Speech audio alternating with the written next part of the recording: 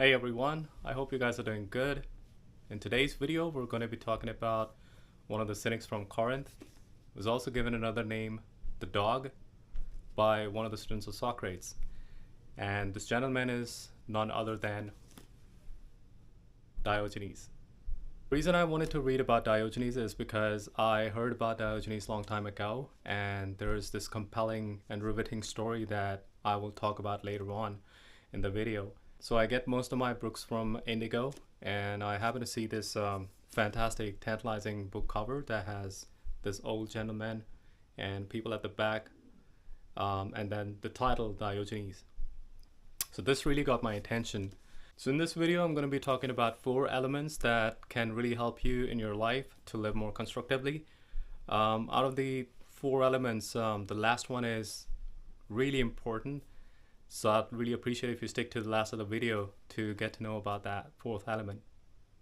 So one of the stories about Diogenes is that this man lived all his life with bare minimum possessions. So his house was a barrel where he used to live in summers and in winters, exposing himself to the extreme temperature. And another thing was his possession was that he had a lamp, and he used that lamp to basically try to find the right person with the true wisdom. And interestingly, he uses that lamp in the broad daylight when you don't really need the lamp, but he used to take it out and go around, see where can he find the person who has the right wisdom. It's an interesting story that talks about the young Macedonian who was going ahead and conquering territories by the name Alexander. So this man gets to know that there is one philosopher living in Corinth, and Alexander told his generals and his officers that he wanted to go and meet Diogenes, and they take him to Diogenes, who is in his barrel and with minimum possessions. And this encounter was something that I know of, so it also talks about that the same thing in the book. So Alexander looks at Diogenes. Alexander has all his officers and generals standing at the back of him. He looks at Diogenes and he says that, "Is there anything I can do for you?" And Diogenes looks back and he simply says, "Step aside, out of my sun."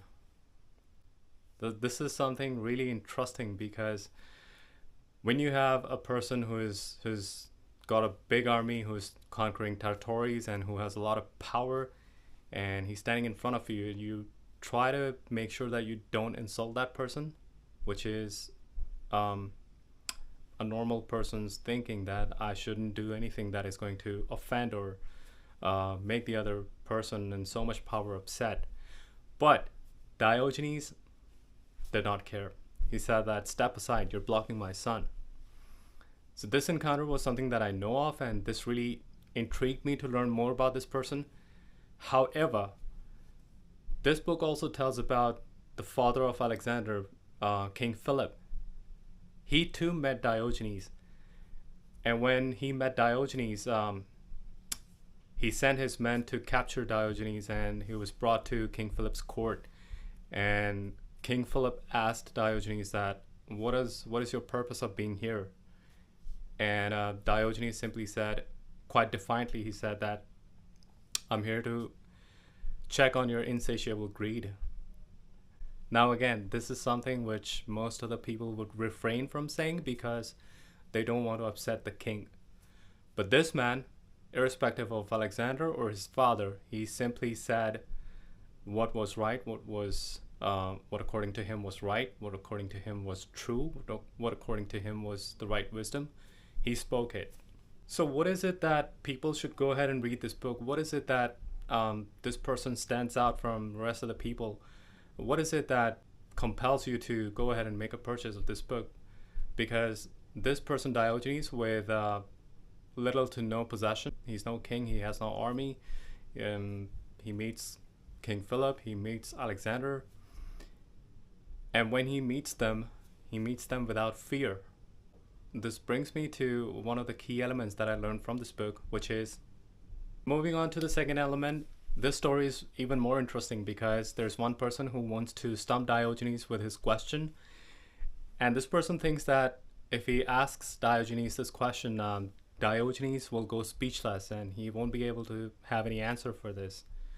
So the man goes to Diogenes and he says that, you know what, there is no movement. Movement does not exist. And Diogenes looks up at him, gets up, walks around the person, goes back into his barrel. So this is really riveting because Diogenes understood that sometimes you don't have to speak to convince people. You just have to perform your action. And this unfolds the second characteristics about this philosopher, this cynic, this dog from Corinth, which is, have you ever come across the word, or you're not alone? I didn't know about this word either, but there's one of the really fascinating stories in this book about Diogenes and food.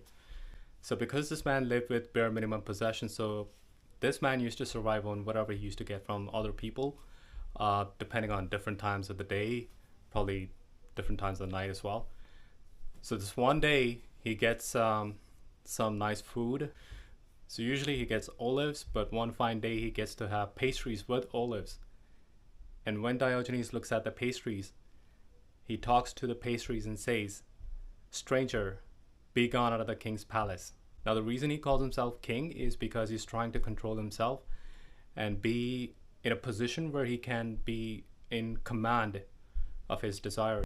And that's when you get to read these lines in the book said by Diogenes, where he says that a far greater threat than pleasure is epithumia, which is also known as desire. Do you guys happen to know this word? So my sincere apologies if I'm saying this word wrong. If you guys know the pronunciation, do write it in the comment. Tell me how do you say this word? But from what I've checked on the internet, there's different variations to say this word in different ways, and some call it Askesis, some call it Askesis, some call it Askesis. I don't know which one is the correct, but you guys tell me. Anyway, this word simply means to train, to exercise. And that's what exactly Diogenes has done in this book. He has exercised his body in a very specific way, where he's exposing himself to extreme winters and extreme summers, making sure that he sustains those extreme temperatures, and also at the same time he's training his mind to keep a check on his temptations. Now, interestingly, the body and the mind are working together towards one goal, that is exercise. And I think if you're someone who's into gym, you'll find this book very fascinating in terms of what he tells about exercise. So moving towards the end of the book review, I'd like to talk about one of the most quintessential things that I have been practicing in my life, and which Diogenes has been doing throughout his life. I'll touch upon some anecdotes and then I'll bring forth that element. So when King Philip came to meet Diogenes, King Philip thought that he was going to suppress Diogenes in a certain way, but the opposite happened. In a way, Diogenes said no to King Philip. And when Alexander came to meet Diogenes, Alexander thought that he's going to put an impression on Diogenes that he's a king and Diogenes is his subject. But the opposite happened. Diogenes again was able to say no in a certain way to Alexander.